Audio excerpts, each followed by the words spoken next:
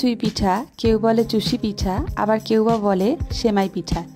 তবে যে নামে জানেন না কেন, এই পিঠাটা কিন্তু খেতে খুবই সুস্বাদু হয়। সমপরিমাণ পানি এবং চালের গুঁড়া।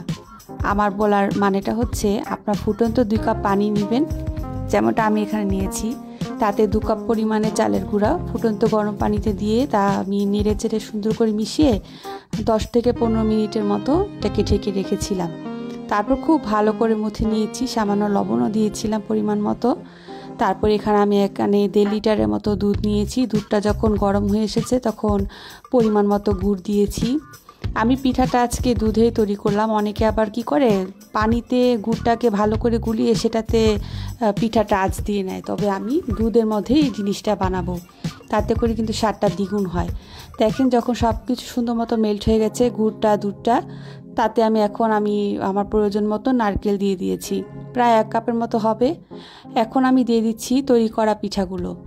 এই পিঠাগুলো বানাতে একটু কষ্ট হলেও খেতে কিন্তু খুব মজা হয়।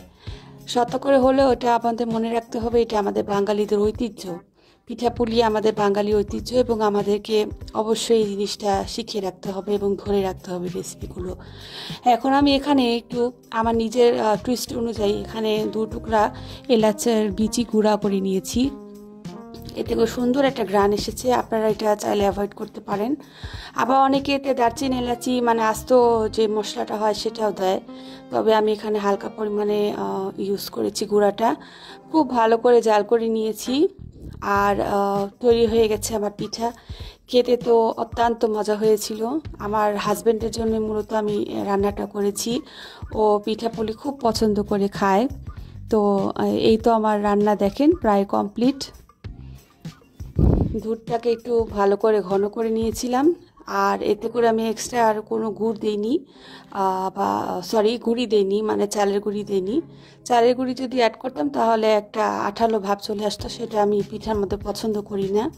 তো এই তো সার্ভ করে নিচ্ছি। আমার হাজব্যান্ডের জন্য আমি ফার্স্টে সার্ভ করলাম, ওর জন্য যেহেতু বানিয়েছি ওকে আগে খাওয়াবো। তো সবাই আমার পেজটির সাথে থাকবেন, আমাকে সাপোর্ট করবেন। আল্লাহ হাফেজ, সবাই ভালো থাকবেন।